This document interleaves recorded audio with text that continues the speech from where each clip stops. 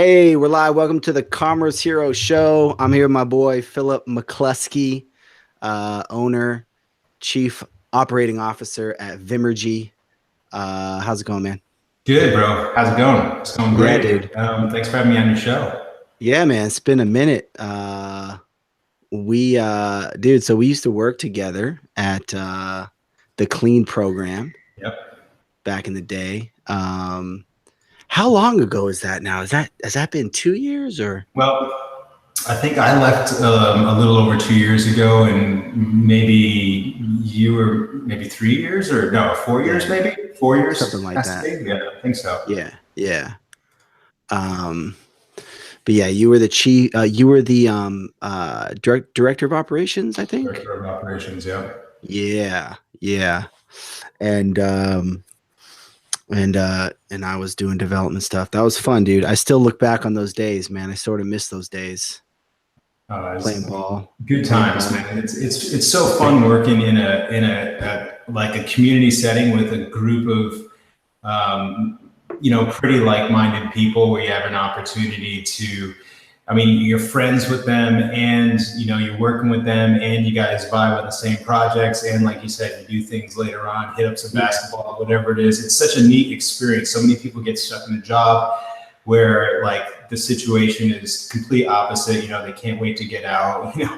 yeah, If it's a corporate job, then they start drinking, like they go to the bar right after. I mean, it's just a whole routine, but it's cool when you got a lot of people that are health focused. Like, we were in the health field at the time, and then also just really cool people. yeah, yeah. And you've so Vimergy. So talk a little bit about what Vimergy is, and it's obviously in a similar field to what we were doing back at Clean, I think. Yeah, so it's also a health company, a supplement company. I actually was running the company before I went to Clean, and it was much smaller at the time, but I put a lot of attention and really focused on it, and it grew, and then it was a perfect transition by the time that we started moving out of that company. That I was just like, okay, I'm not gonna do a 9 to 5 anymore. I just don't have time to do the 9 to 5, because it's always like, you do your 9 to 5 and then you hustle for your side job, in the Yeah, evenings and the mornings. So you have your consistent paycheck, and then you're also trying to branch out and do something new. Bring some of your own unique talents to light and stuff like that. And so it's a fun experience when sort of like those scales tip, like when all of a sudden you realize, wow, my side job's bringing more than my nine hmm to five job is. And then you have this, unique opportunity to really pursue your passion, which, makes it like 50 times more exciting to do the work that you do, whatever that yeah, unique work happens to be. yeah, yeah. And then it was funny because we both like did the same thing. Me with Mage Mail, and you with Vimergy. Obviously, you're doing much better than I ever did with Mage Mail, but No. just that, yeah, like that side hustle, and then crossing that finish line of or starting line of doing it full time, um, is living the dream, living the Yeah. dream. Yeah. Um, I mean, of course, you're not working 9 to 5 anymore. Now you're working like, 12-hour days and 16-hour days. I mean, I've had plenty of right. 16-hour days, but, they don't last forever. And it creates an opportunity to generate more revenue than you would at a 9 to 5 if you can manage to work something successful. And of course, that's the real ticket, because as we know, most businesses, don't end up succeeding. So if you can get past that initial point, um, it feels good, because it's kind of like, I guess, the difference between renting and owning a home, right? And so it's like when you own a home, there's a certain feeling you get from having your own place. Also, like, hey, if I want to take that wall down, I can take that wall down, type of a thing. Just And punch it so, down. yeah, just punch, kick that thing down. Just, But same thing, I guess, in regards to having, being in a 9 to 5, nothing wrong with a 9 to 5. And I've done that for the majority of my life. But, you're renting, you can only do what the boss says. You can't take down any walls. You can't do too much right. until you have your own business and you create that experience for yourself.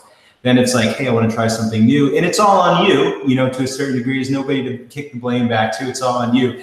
But it's more of a unique experience. So even if you are working a little bit longer at times, as long as you can find balance in your life with work and social life, then it's such a reward to be able to have that experience and the 12 hours doesn't even feel like it's much. And of course, it's never going to be, for most people, it won't be that long forever.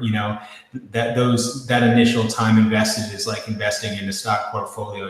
It's going to pay back in dividends later, and then maybe later on in life, you're working 2 hours a day.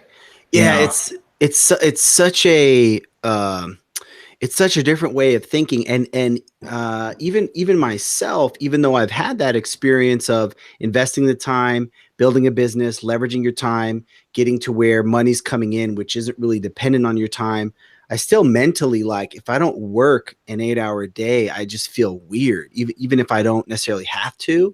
And it's such a different mindset of, like, with your money, like if you weren't investing it, you'd feel like you were sort of and you are losing it in the sense that, inflation and stuff like that. But yeah, sorry, go ahead. No, I was saying, even if you do have a full-time job, you are investing in yourself all the time by investing in your skills and things like that. But in the sense of investing your time to, get, income that's going to compound over time, independent of the time you're putting in, it's kind of wild that more people don't see it that way. And I think it's funny. I think people it used to be so normal to be self-employed, like back in the day before industrialization or whatever. Absolutely. And then with industrialization, everybody moved to the full-time jobs, and now it's almost like we're doing reverse industrialization with remote work, where people are, I think there's a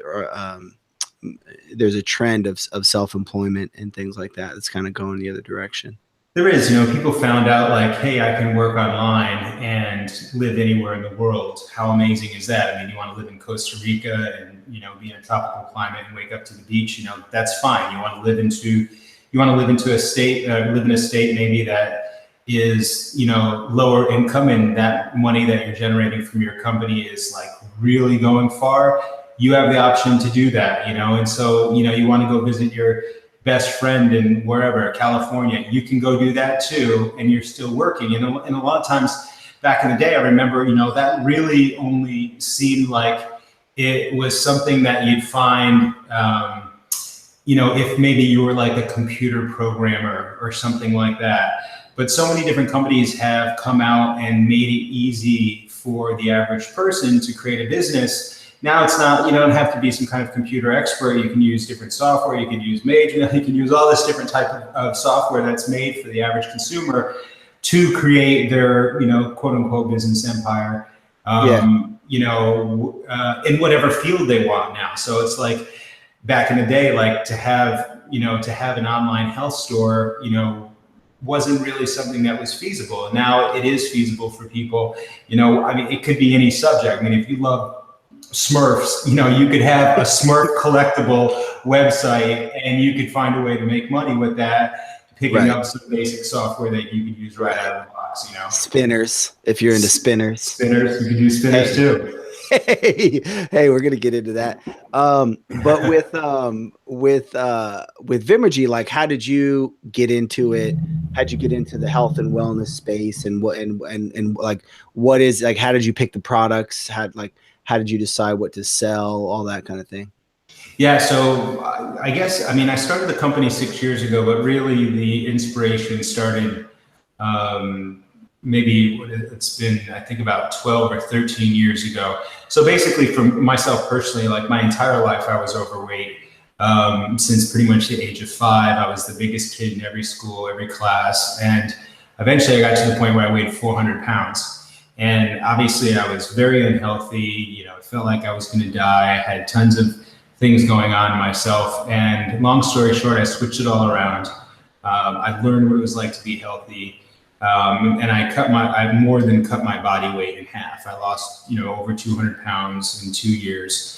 And so that kind of started something, of course, at that point, From there, I was a motivational speaker. I traveled around the world teaching people about weight loss.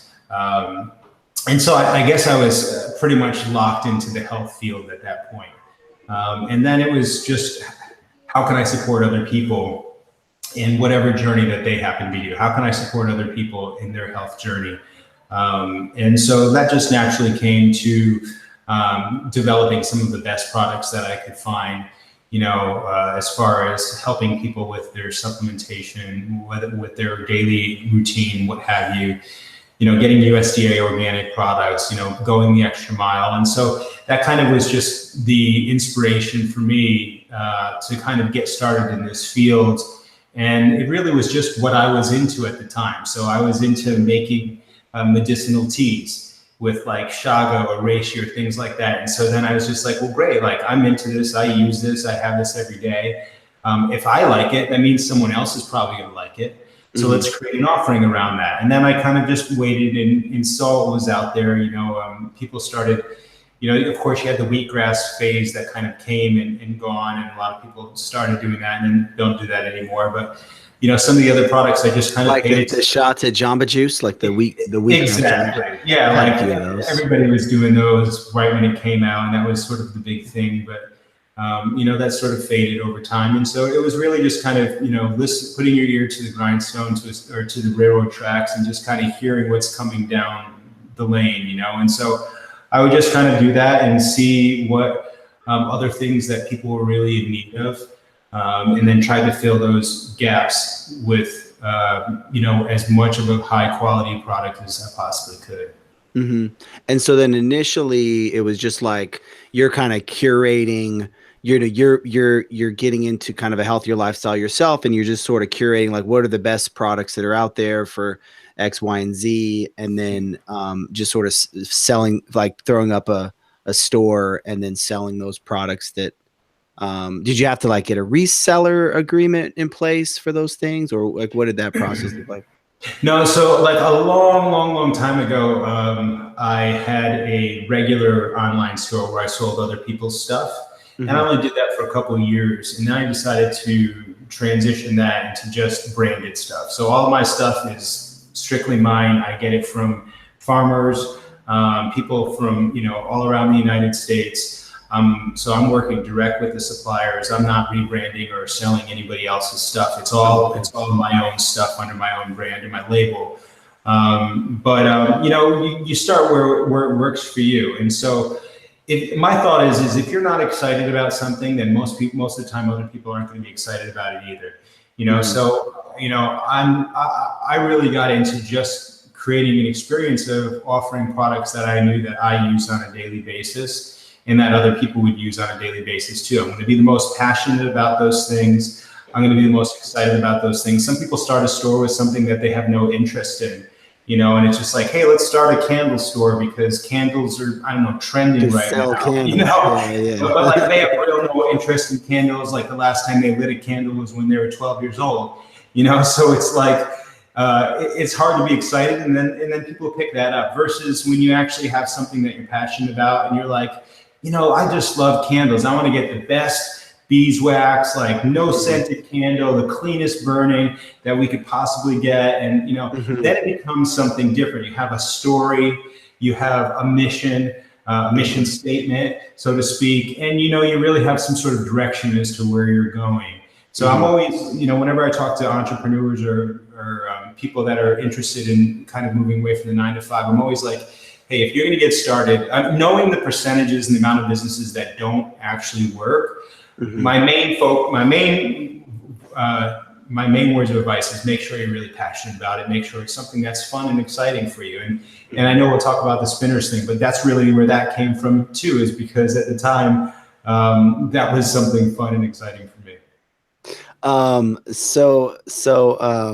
I totally forgot what I was going to say because you mentioned. So let's talk about the spinners thing for a minute there. So you got into selling. So what was the deal? You got into selling some spinners, doing some YouTube stuff.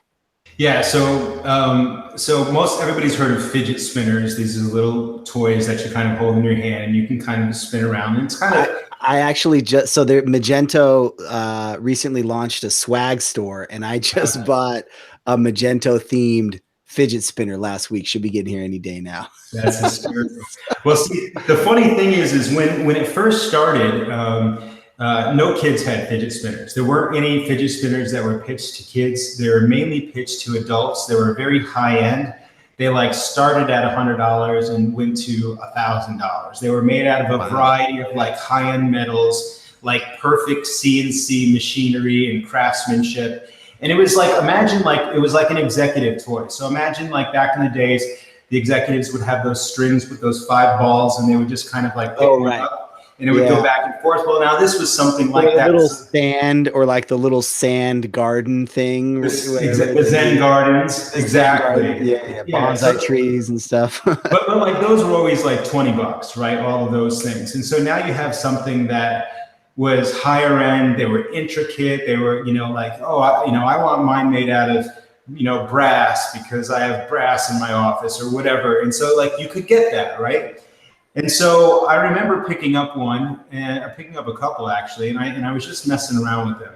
And then I said, oh, wouldn't this be funny if I did a video on this? And so here I am expecting adults to comment on this video, and of course some adults did, but the majority of the people that were commenting on this video were kids. And so I was like, oh my God, this is an untapped market.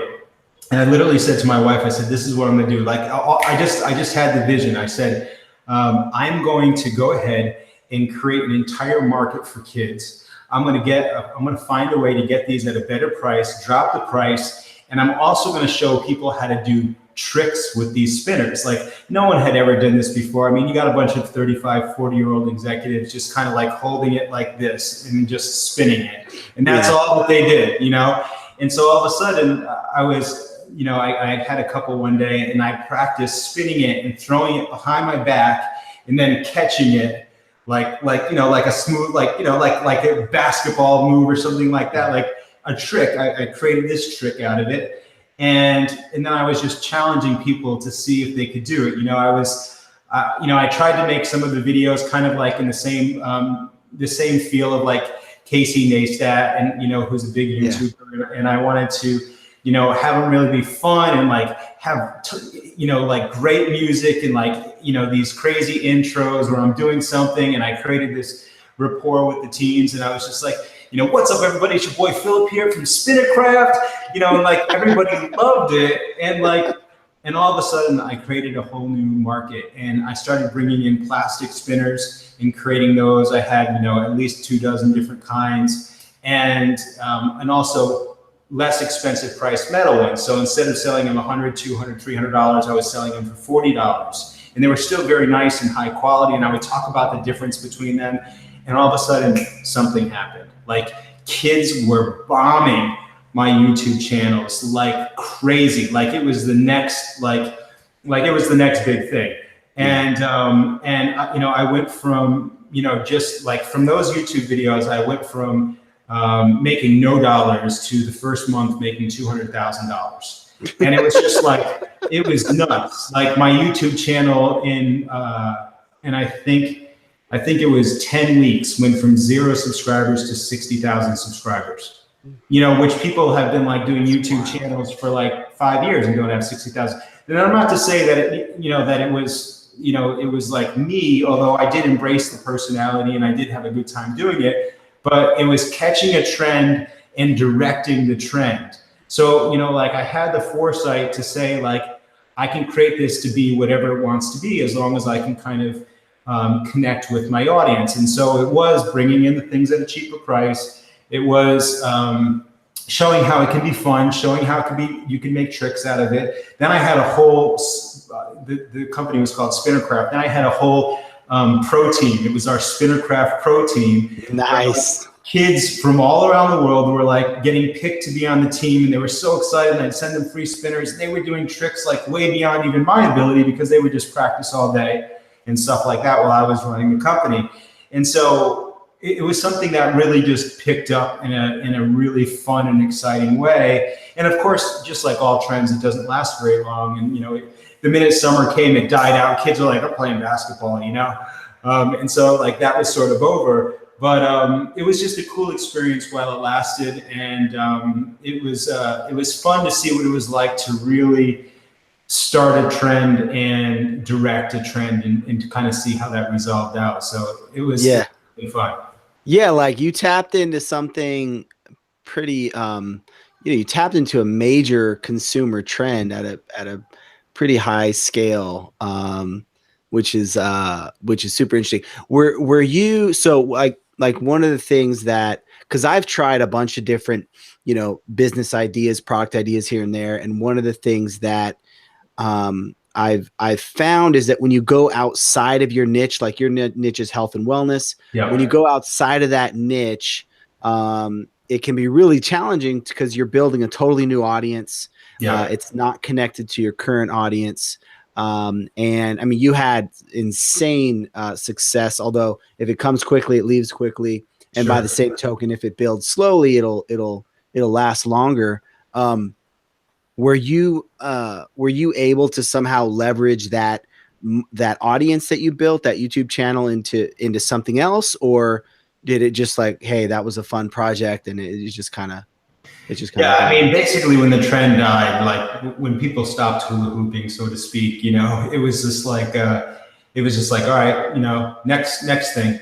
Let me just focus back on my original company again. It was more of a side thing that was fun and exciting, but I also knew the trend wasn't going to last long, and it was kind of like, when's it going to end? That was more the question than if it's going to end. It's a toy. Kids, I mean, next thing you know, Power Rangers comes out. Next thing you know, this comes out. Next thing you know, that comes out. Beanie Babies. It's just like within 6 months to a year, the next new thing is already out, and kids are way beyond that. So in like a generation of kids and young adults who are constantly being fed with YouTube and the next greatest thing, unless something's really long lasting. It's definitely going to be hard to, maintain something that Yeah. is trend worthy right now, unless it's something that has like real value, per se. But I mean, I happen to be. It's funny because I wasn't I wasn't in the spinner genre, but All right. one of the things that I liked is it's a term called flow arts, and basically a lot of things falls into flow arts. Juggling is part of flow arts, or guys who swing around staffs and different things like that, or guys who practice poi, swinging around like this different types of anything that involves flow. Even hula hooping is considered a flow art, and so that's kind of the mindset that I took when I saw the spinner, something traditionally that's just meant to be put in your hand and spun. What happens if you can spin it, throw it up in the air, and catch it while it's still spinning, and you don't break the cycle? And so then you'd have these kids who are actually even doing it like a hacky sack and bouncing it off their knees and just creating these kind of flows. And so I kind of took some of again what I was passionate about, which was juggling on the side, just having fun juggling, and kind of took I didn't know that you were into influence. juggling. I don't think I realized that. Yeah, I enjoy juggling. It's pretty fun. I mean, it's not something I do every day, but like it's We something that might need to I get a little demonstration. to juggle on. But taking that kind of feel, again, something that I was interested, something that I was passionate about, and weaving it into a business, maybe that didn't even necessarily contain something that was like that, because it was just it's meant to be like an executive toy, but creating it and making it shift in the way that you really wanted to. And you see a lot of people do stuff like this. They'll just hang out and see what's going on YouTube, or if you're importing products or something like that, they might see what's going on at Alibaba and see what's sort of trending, and then figuring out how they can leverage that product or that experience, whatever that happens to be, to fit into something that they could be passionate about, and potentially something that's going to start trend or picking up. Mm-hmm. Yeah. Yeah, it's interesting, like what you said about really finding your passion and doing something that you're really genuinely passionate about. Like if you were, the type of people that are in the toy industry for the long haul are just like massively passionate about, things for kids, and then Absolutely. they probably would have gone and found the next toy and the next, which is a totally different, for you, it was a fun and very successful side project for a short period of time. And it's funny, it makes me think, like we're talking about Mage Mail, and I email marketing isn't like a deep seated passion of mine, like in the way that health and wellness is for you. And I mean, it was fun. It was really exciting. It was something I really enjoyed, the customers and the relationships, and I love this Magento ecosystem. But um, I eventually sold it, and I think about people like you that are still chugging along with your business 5, 6, 7 years later, and then it compounds and grows. And I'm sort of trying to figure out like what that thing is for me right now, like what that real passion is. And so I've been doing some of these videos and interviews, which I enjoy. But sometimes it can be hard to figure out. Like you figured it out. You had this incredible struggle you went through to find that passion, but you found it pretty early on, and it can be hard. It can be hard for people to really find out what that is, like what. Yeah, well, because you touch so many different companies and different genres with your experience, with your product rather, MageMail, for example, maybe the idea for you is kind of like, how can I look and see what's in this atmosphere and space of, online, whether it's Magento, whether it's sales or marketing, and find out what's missing. What are those places doing bad? What can be improved on those things? And how can I be, is that something I can be passionate about and be excited about and want to work a 12-hour day, working on that and figuring out the best solution for it, So, you found a way for people to connect in a better way with MageMail, and maybe it'll be something else in the future. Maybe it'll be like, hey, like they're really slacking on this, or, like, hey, like, when you join Magento, you want to find a good developer, then what, or something like that, and so it's just like, I know Kalen's like, I know 500 developers, so let me think about how I can like fix the problem. Yeah. And of course, you want to be successful in doing that. Yeah. For somebody that's maybe thinking about starting off in e-commerce, maybe trying to pick a product, trying to get online, I follow a couple of subreddits, like the e-commerce one, where I see people that are very early stage trying to figure things out. What's your like general advice to them? I'd imagine it goes back to what you said about, hey, find something you're really passionate about versus just finding a product that's going to sell well or have good margins or whatever. But what kind of advice do you give to people that are just starting out? Well, I think there's a couple different ways to look at it. I mean, some people are, just strictly money people and then, very left brain analytical, everything fits in a box. And for them, they might just be passionate about generating revenue, and so for them, it could be something as simple as looking at YouTube, going on their trending channel, seeing what things are popular right now. And then finding out where you can find a gap, or like I was saying, checking out on Alibaba, looking through there, seeing what's trending there, finding out how you can find a gap. And so those people are just literally numbers people. And they're like, hey, can I make 3X, 4X, 5X on this particular product? If I can, that's exciting enough, And so they're systems types people. And so they like to kind of just piece things together. I think the average Joe, though, has to be a little bit more passionate about it. And it's a tricky thing because, the other two approaches in my mind is find out like something that's lacking in an industry like MageMail was, and how you can be more effective in filling that gap. But then it's also some people just are passionate about things that other companies already sell. And so then you really have to figure out what you can do, how you can do it better, how your story is going to be more compelling. Like right now, people purchase products more from someplace that's compelling. I mean, if you typed in anything right now, if you typed in,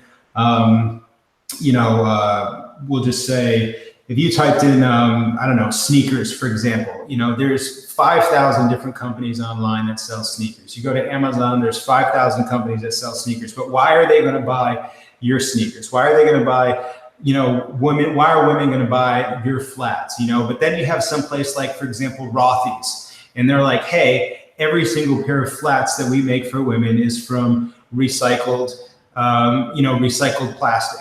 And then they're also telling you how many millions and millions of whatever pounds of plastic they've recycled, and then what that's done for the environment and how they've helped make a change for people.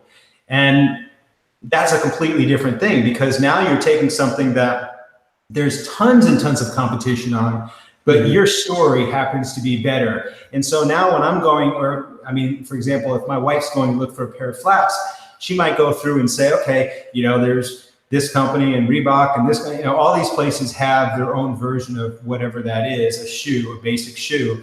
But this place, wow, they're really doing something for the world, and they're doing something for the environment. So I'm going to go with them because I like their story better.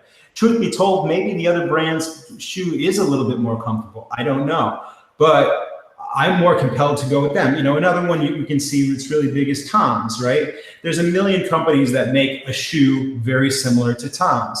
But because you know that when you buy that shoe, they're giving another shoe away to somebody else, a pair of shoes to somebody else, it's more compelling to go with that company, And then the interesting thing is that a lot of people have sort of copied that business model, the Tom's thing of the give one away for every purchase.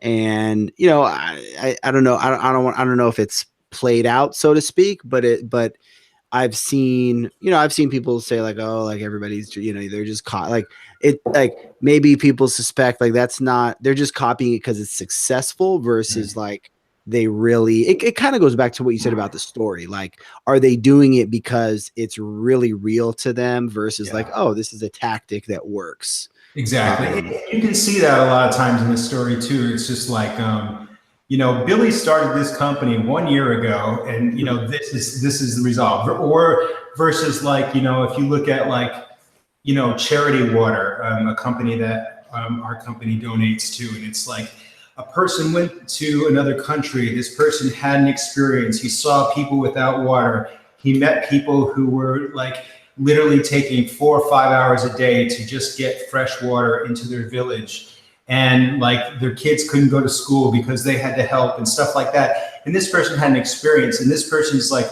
saying, okay, like every dollar you donate to our company, not $1 is even coming out of that for overhead. Other people are donating like from bigger brands, and they're paying our overhead. All your money 100% goes towards creating wells for these people with water so they can get water. And so like there's a big difference between somebody who's had an experience and potentially somebody who's trying to ride the wave. Sometimes it's harder to unveil that type of thing. But I guess in the end, as long as people are getting helped, if another company wants to give away a pair of socks for every socks you get, or give away a pair of shoes for every shoes you get, hey, I mean, in the end, even if their intention is to make money, which is every entrepreneur's intention, is to make revenue and to be successful so they can keep their company alive.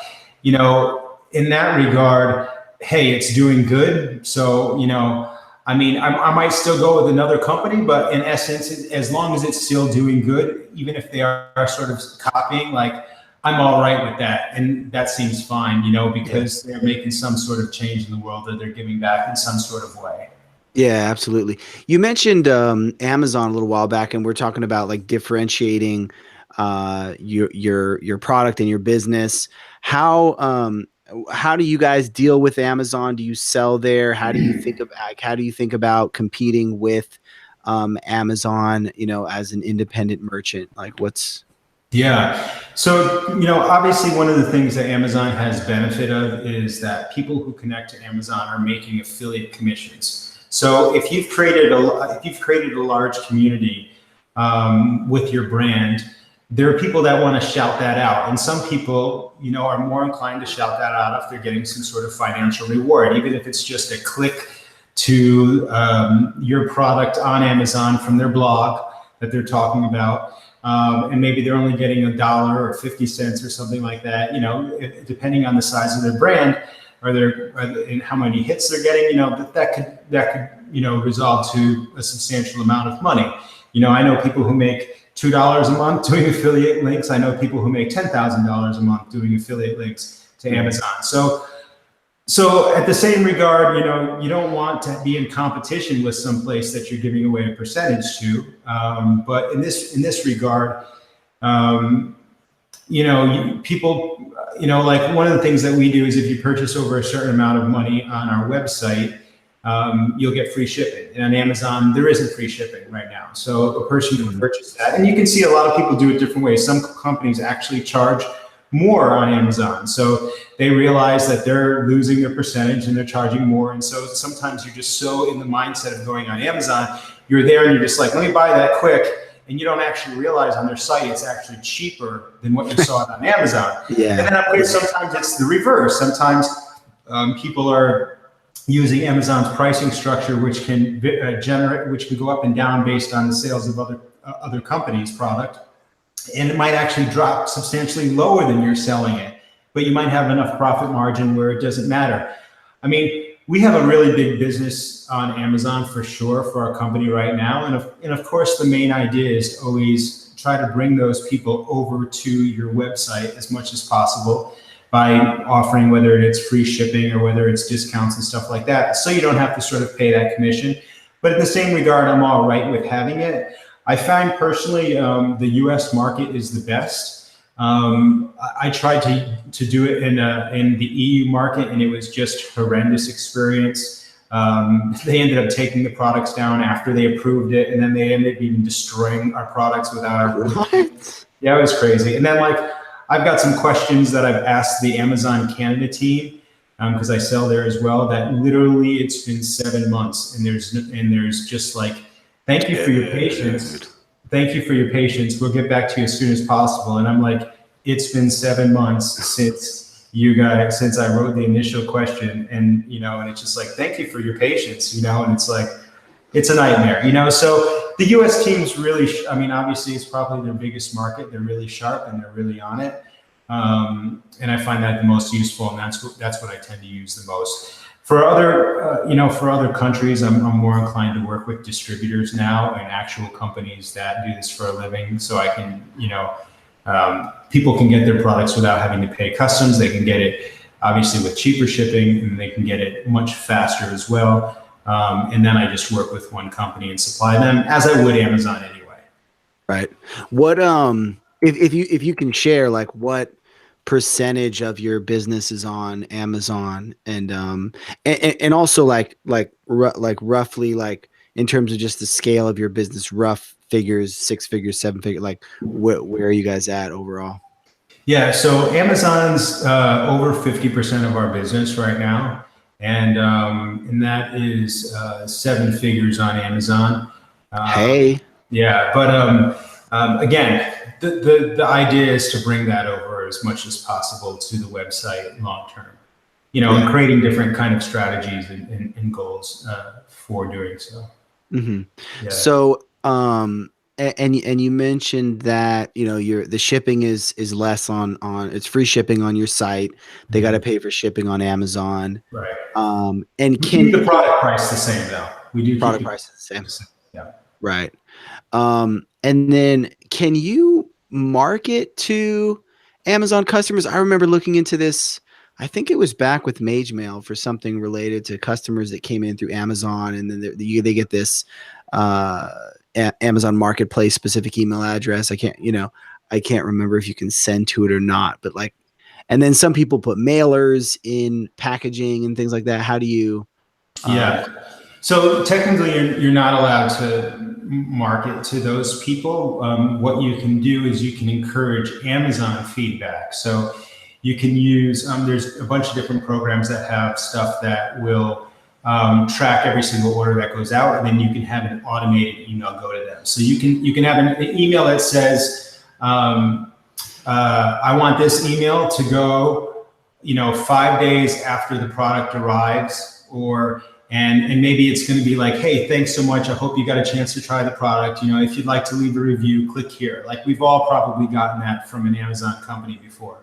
But that's pretty much the extent of the email experience for them, because like you said, their email address gets masked and it goes through Amazon. And then if Amazon sees you doing that, you're going to be in trouble, and you don't want to do that anyway. But you can put whatever you want in the box. There's not to say that a person's not going to get a catalog or a brochure of your product. Maybe on the brochure it says, hey, sign up to our subscription program on our website, our .com website, and you'll get 5% off and free shipping. and so that could be encouraging somebody to maybe look more at your site. Or the other thing that a lot of companies do is they don't sell their whole lineup on Amazon. So they'll sell maybe some of their top selling products there, and then people will go back to their site to see all of their offerings that they have. They'll just Google, they'll just see the brand on they may buy it on Amazon from a search or whatever. They see the brand and then they'll just Google on the brand or whatever. Yeah, or they'll buy the first product from Amazon and then see your brochure or your flyer and then be like, whoa, they have 40 products. Like, I didn't know that. I only saw this one on Amazon. And so then they're going back to your site now to look at those other items. So you can put a brochure in as far as I know, yeah. You should. No, that's cool. That's cool. Amazon, and like for you, Amazon, like, they'll be looking at this. and like all your products are your own, right? I mean, so they're like, it's not like you sell something that other people can sell for a cheaper price on Amazon or anything like that. So in that sense, you probably get a little bit less of a margin, but in that sense, it sort of doesn't matter that much where people are buying from. To a certain degree, no. Yeah. I mean, again, you lose whatever percentage your category is. My percentage is 15% in the health category. So I lose 15% off of each sale from Amazon. Some of them are less. Maybe some might be more, up to 20, I think. But definitely most of them are less than that. But yeah, it's much different than selling. If you're selling the same widget 10 other companies are selling, then you're stuck in a price game. But if you create value with your community and you're creating value around the specific brand that you have, nobody else has that brand, and if you're selling something unique, if I'm like, our supplements are high quality USDA organic products, you're not going to find our products anywhere else. No one else is allowed to sell our products online. There are places that sell it in brick and mortar stores, but not online. So I'm not competing against anybody. I'm not setting myself up for competition. And some people are fine with that. Some people don't mind selling other people's stuff, and they just like to be real competitive, and they don't mind if they're making less money per thing because they're looking to sell more in quantity anyway. So, if they're selling 50% less, that's fine. They don't have to do any of the structure of creating a product. They don't have to do any of the structure of marketing, advertising. They already know that, whatever, the XYZ scooter, everybody's selling that scooter, and all they have to do is, beat it on price and maybe have better ratings on Amazon, so they come up first on the list and people see them first, And so they're really good at strategy and marketing and techniques like that, versus maybe actually having to develop their own electric skateboard or something like that. That could be like way beyond their expertise, and something that's never going to happen. But buying someone else's and figuring out ways to sell it and market at a better price, that's their game. So it really comes down to what type of thing that you're interested in. Like, so many people will see something trending and then they'll want to recreate that. And I'm like, but you don't have the first idea on how to create an electric skateboard. And even if you did contact somebody in China to create it for you, you don't know what options need to make it better. Like, you don't even have an electric skateboard, So it's like, it has to be the right person for the right fit. Otherwise, again, you go back to doing something you're passionate and knowledgeable about. Yeah. Are your suppliers and stuff like that out in China as well? No, I focus on the U.S. And a long time ago when I first started, it was more focused in China. But now, as we've switched our products over to USDA organic, almost all our products are sourced in the U.S. and then some in Canada. Oh, nice. Nice. Yeah. Is it really hard to get that organic label? I know I don't know much about it, but I know I've heard it can be super expensive. Dude, Mage Mail's not organic. Come on, man. Hey, it's certified digital organic. Let me look. You need to create a new seal. Let me set the record straight. 100% pure kaolin. The people that have to really focus on that is suppliers. So the farms, the business, for example, in my field with supplementation, those people really have to focus on it. And then that company, as long as they're certified organic, there's different paths. So for example, if I take a product and then that farm has to be certified organic. Then if it's going to go to a place that say bags it for me, like a co-packer, they have to be certified organic. So you have to kind of make sure you get all your ducks in a row, and then get third-party testing and stuff like that. Not only for your customer, but for liability reasons. You need to make sure everything is on point. But yeah, it costs more. In the health field, it's going to cost more. It's going to take more time. Obviously, any Joe Schmo can just grab some product and shovel it in a bag these days and try to sell it. But the minute somebody kind of peeks underneath the hood, they realize, wait a minute, like there's no third-party testing. This product has like heavy metals in it. Like this is actually not good. And those companies get sued all the time. Got broken glass inside of it. Broken glass. Finding dead rats inside of the boxes. I don't know where you shop. That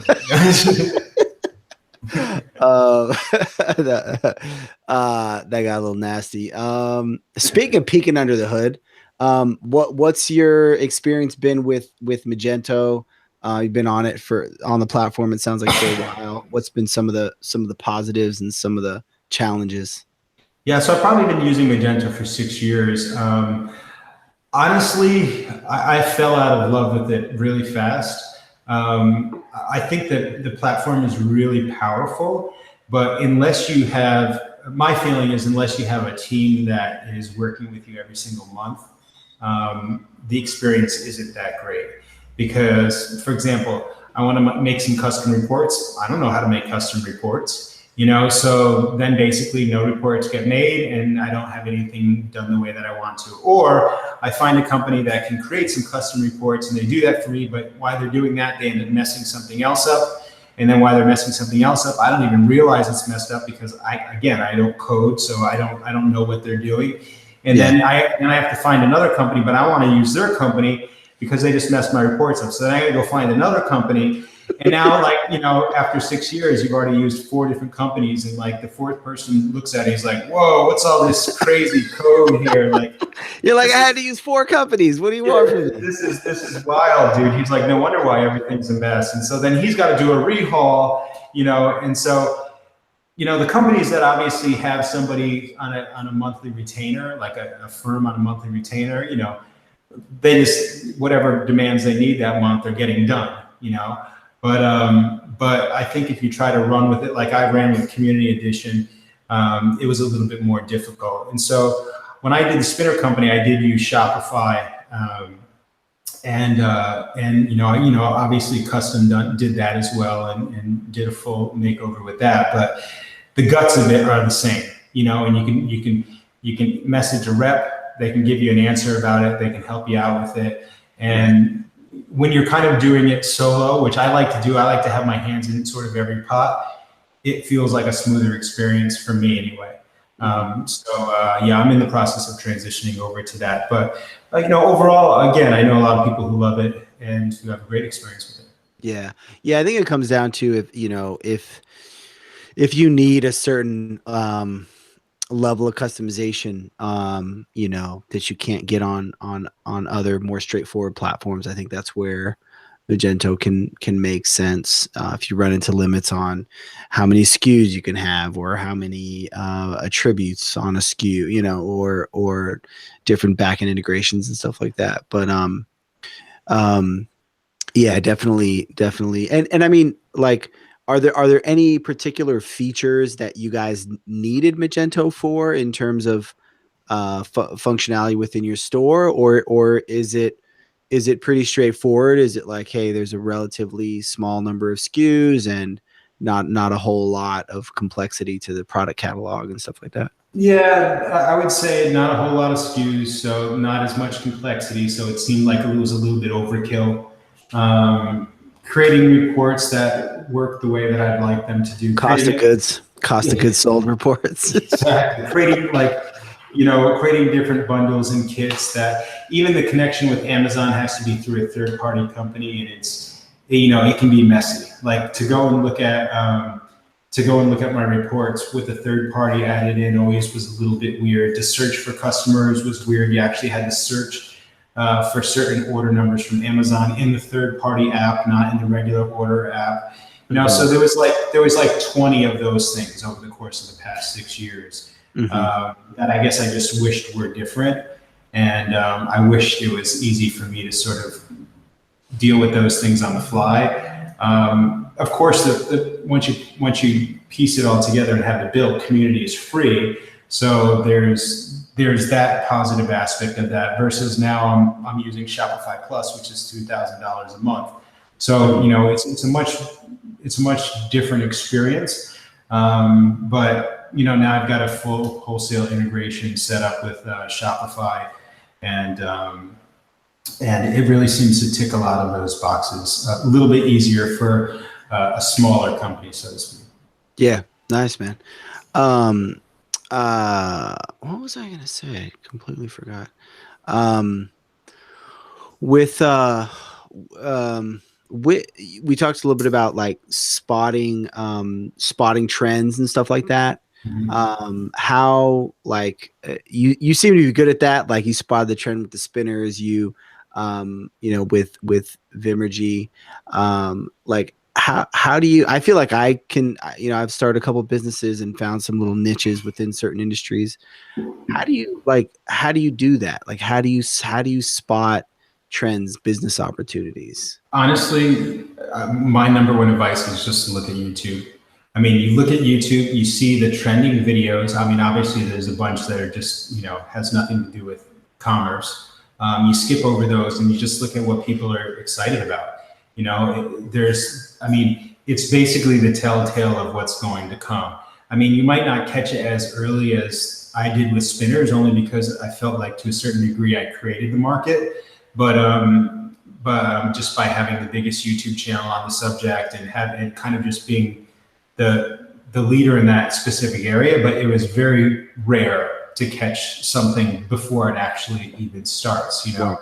And I also had the business and experience background. I mean, since the age of 18, I've been in the mail order business. So, you know, I already had a warehouse set up. So it was just like, boom, got my warehouse, got my team already. I already know how to sell stuff online. I already know how to make the connections. The average person might not have all of that different type of experience. So you might catch the trend, not before potentially, but you might catch the trend just as it started. And so that's what you'll notice on YouTube. Like if anybody looked at YouTube when I started spinners, every single, like spinners were like literally trending every single day. I mean, I'd put a video out and it'd be like a week and I'd have 1 million views on the video, you know, so you couldn't not see it if you were sort of paying attention, you know? And then of course, every single market was teasing and making fun about that. So, you know, from like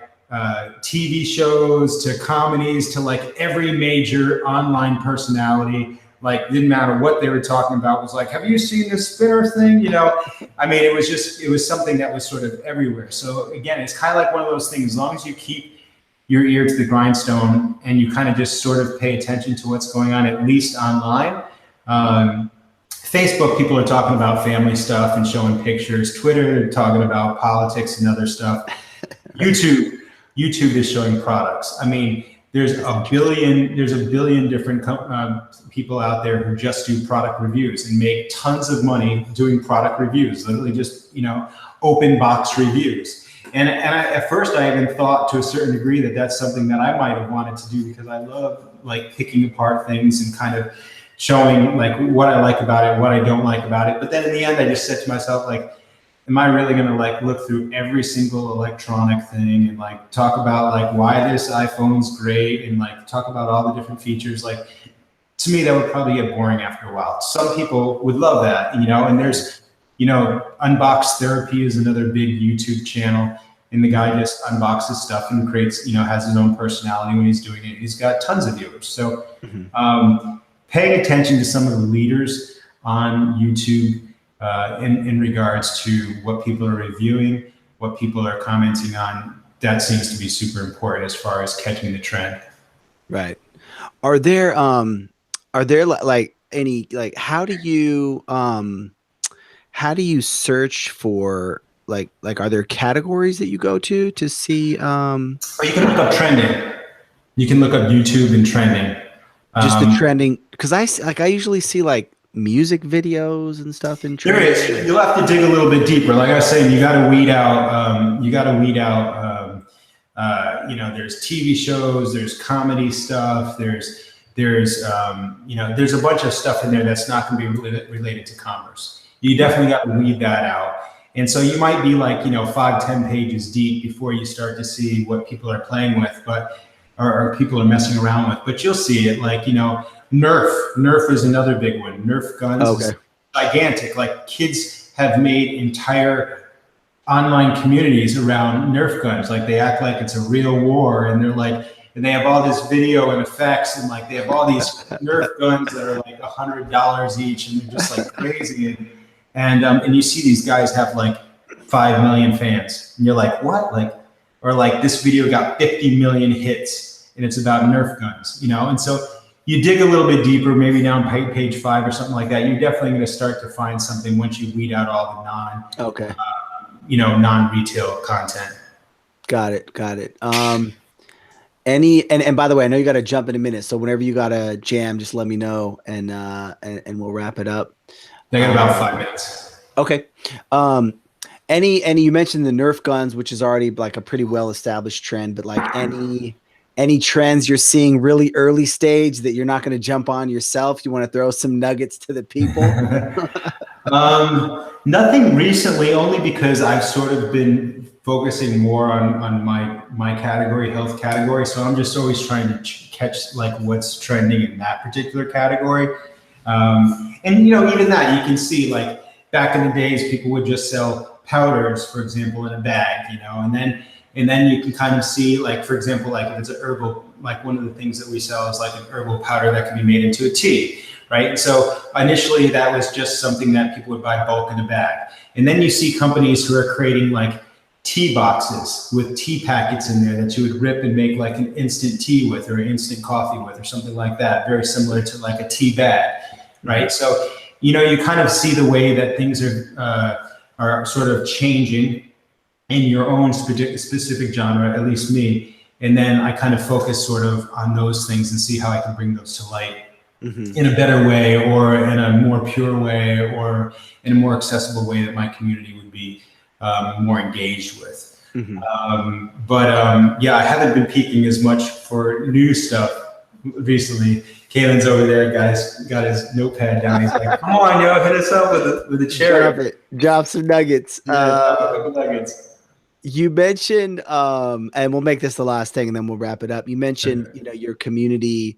Are there how do you, we talked about the whole Amazon piece, but overall, how do you think about, marketing, content marketing, building community, to the types of things that you do to kind of nurture your community, to, increase sales, but also just for the sake of building the community? Like what types of things do you do?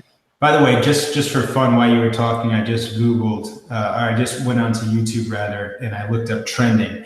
And the second video that's trending right now is Pokemon. Like, and we know of all the Pokemon, the craze and stuff like that. But like, bro, that's like a decade-old craze, Pokemon. Yeah, but people are still buying those products. People are still getting that stuff, So that's just kind of like a funny one that I just happened to see, like right off the bat, Okay.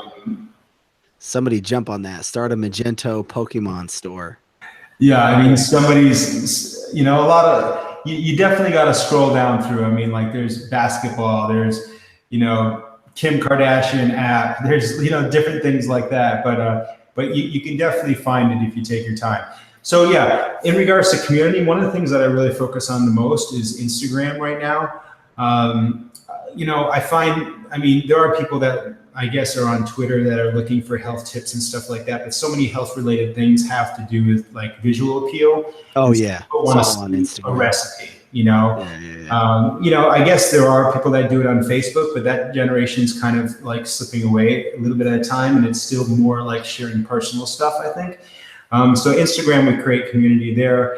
And then with the advent of like hashtags, people can hashtag your stuff, and on IG, they can also follow your hashtag. So people can follow hashtag Vimergy. So if somebody's making their smoothie in the morning and putting our products in, a person's looking at that hashtag video and then, you know, finding it through that hashtag potentially.